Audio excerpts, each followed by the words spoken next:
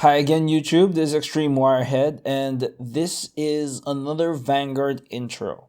For those of you who don't know, this is a series of videos that I made for beginners to Cardfight Vanguard. One of the biggest problems and probably the biggest hurdle most new players have to deal with is the fact that Vanguard is cut up to different clans. It is, in the same sentence, the best and worst thing about this game.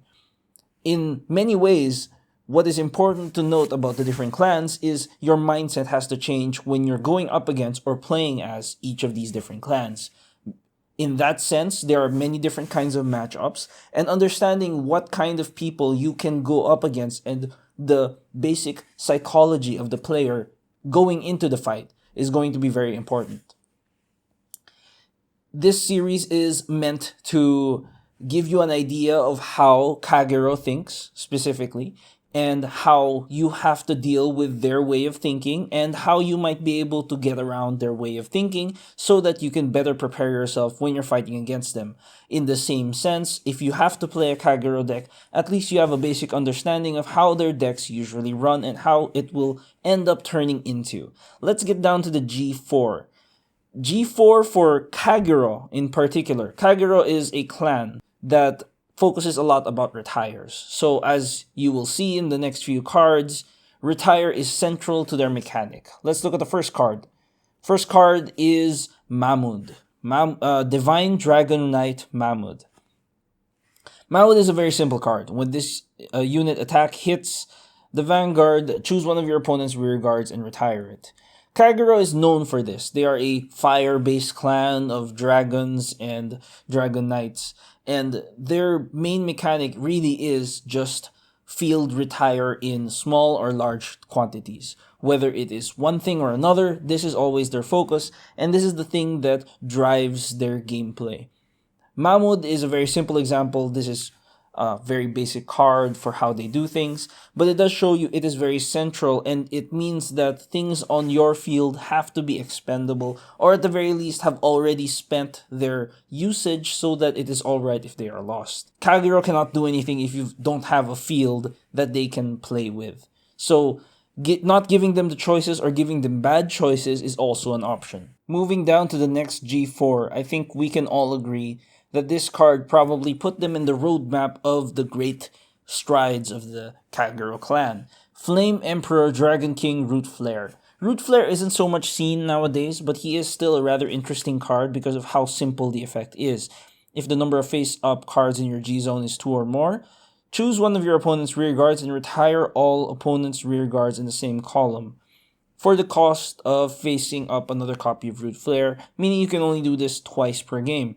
Essentially, you are wasting 2 different strides to be able to destroy 2 rear guards, which is in some ways rather useful, in many cases incredibly powerful because you destroy an entire row, and a very decent card just because of that.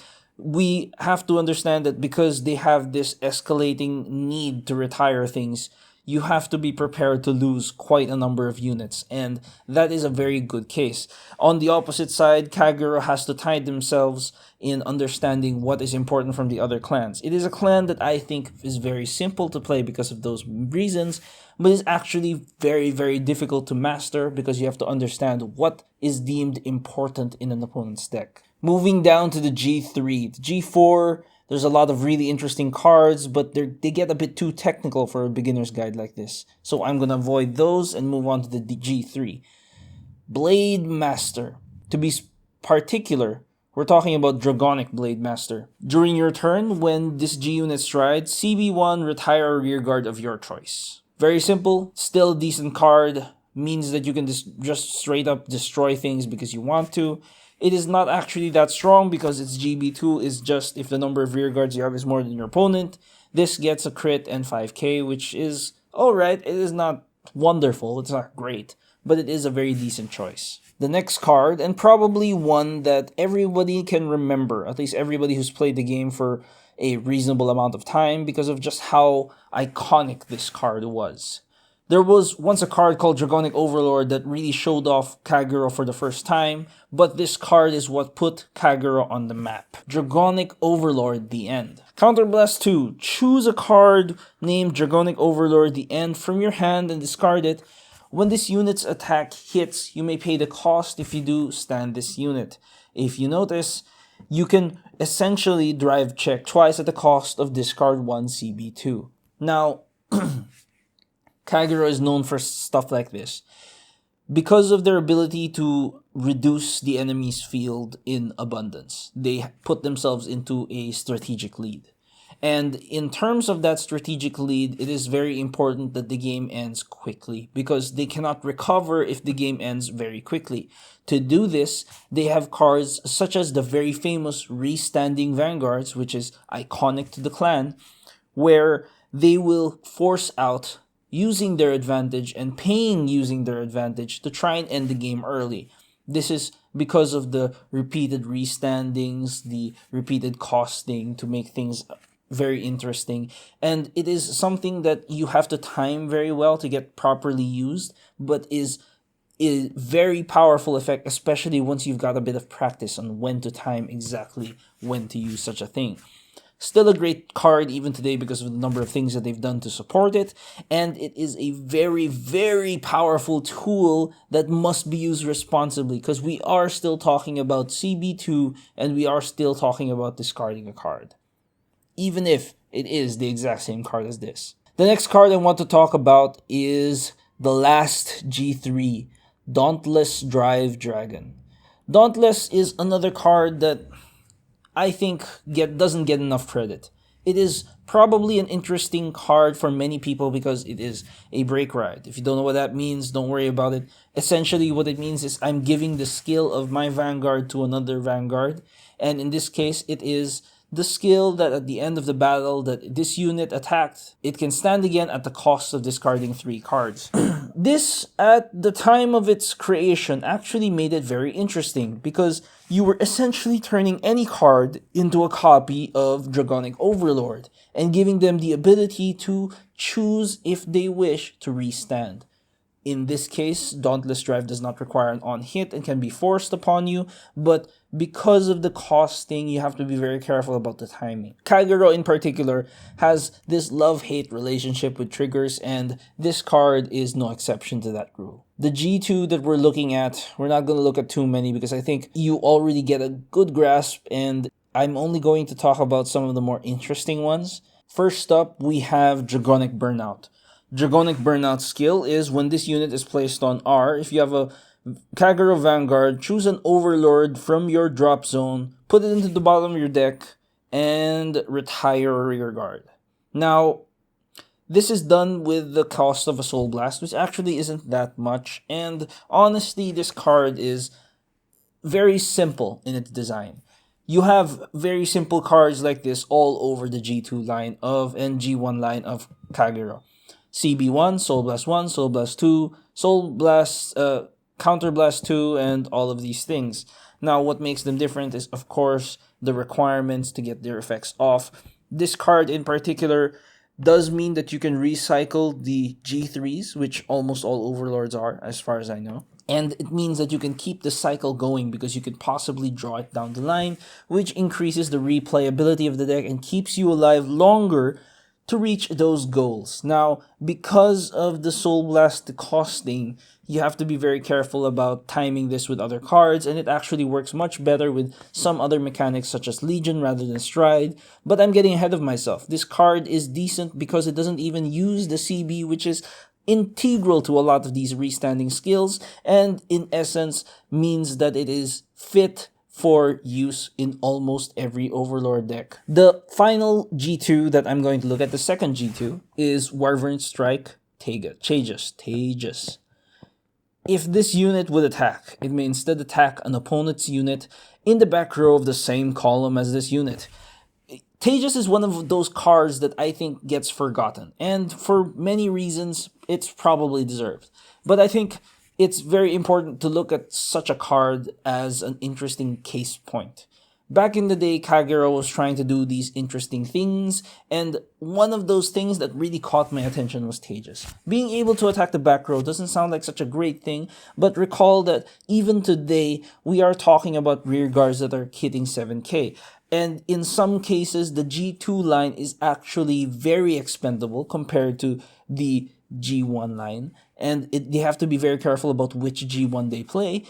Having such a card such as Tejas actually means you have the option of forcing the issue in these cases for many different reasons, such as the power, such as the lack of other uses, and specifically because if they don't have any G1, then you probably don't have a very good card. But you do see that sometimes you have these amazing plays just because he exists, and that's why he's here. I should note that probably the biggest reason you should be thinking about Tejas is because for all his faults, for all the crap that people have about how difficult he is to use, he is still a card that defines the way Kagero thinks. If Kagero is on the field against you, even the back row is not safe. I did not mention those cards here, but the back row is not going to be a safe place. Everything on your side of the field is actually fair game, and you're going to have to be very careful about it. Case in point, these cards are not going to be saved even during your own attack phase when you're up against them. And no better card shows this than the only G1 we're going to be talking about, Lizard Soldier Belog. When Belog first came out, he was kind of a card that changed the meta around which Kagero did things. When this unit is placed in the guard circle, GB1, choose one of your vanguards, and until the end of that battle, this unit gets end of battle if that this unit was attacked if it did not hit. Choose one of your opponent's rear guards at rest and retire it. Belog is an interesting card because it means that even on cards that have attacked or are just because they are rested on the field, they are fair game and can be retired even during your opponent's turn, meaning that you've got one less thing to worry about and you've used a card from your hand to essentially flood the opponent's side with retires. And because of the unpredictability of this and because it actually combos into some of the other effects of the clan, I had to note it because this card is such a great activator and such a great way to make the clan a little bit more interesting for such a simple mechanic. And finally, we get down to the G0, and I'm only going to look at two G0 in this clan because I think there is not too much interesting going on in these lower ranks. The first card is one that probably some of you have been seeing, and probably some of you really hate because of a number of different reasons. Gatling Claw Dragon. Gatling Claw Dragon is Act Phase, CB1.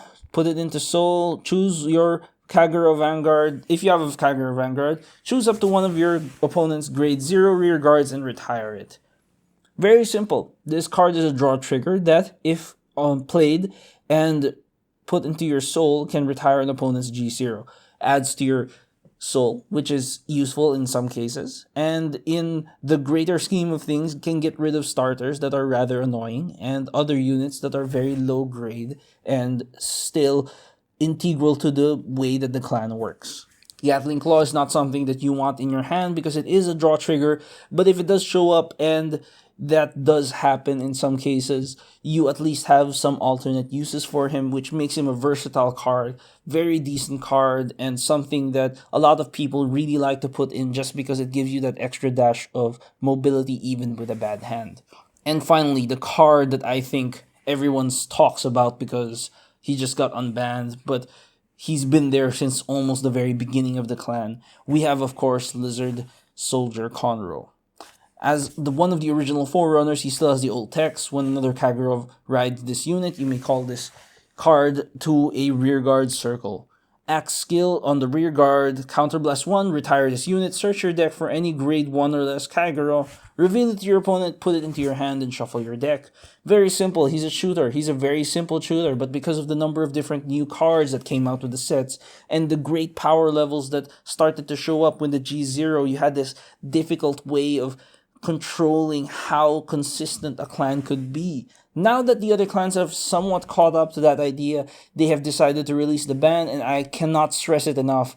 This is the mecha trainer of this clan, and this is the card that I think almost exclusively you will want to use no matter what you're planning to do. It is a very, very good card, and you're going to have a very, very good reason to not use Conroe. Now, in general, Kagero is a clan that is very simple. They have one gimmick, and that one gimmick is retiring. But that one gimmick is actually very, very good. And that's the reason why they exist. That's the reason why they stick around. And that's the reason why in almost every single meta, you're going to have to consider clans that go with this kind of strategy. Now, the field is their most important place. And because they have such a play around the field and how it operates, they have more advanced techniques such as Blaze that I didn't bother talking about. You have to be very careful about what you leave on the field. Things you leave on the field might not be there the next turn. Things that you leave on the field are sacrificial lambs. But you're going to have to play something because you cannot just play with the Vanguard in many different decks. So you're going to have to pick and choose what exactly are you offering to give up. In some cases, it actually works to place smaller cards such as triggers that are not going to be useful in some situations, and that is totally fine.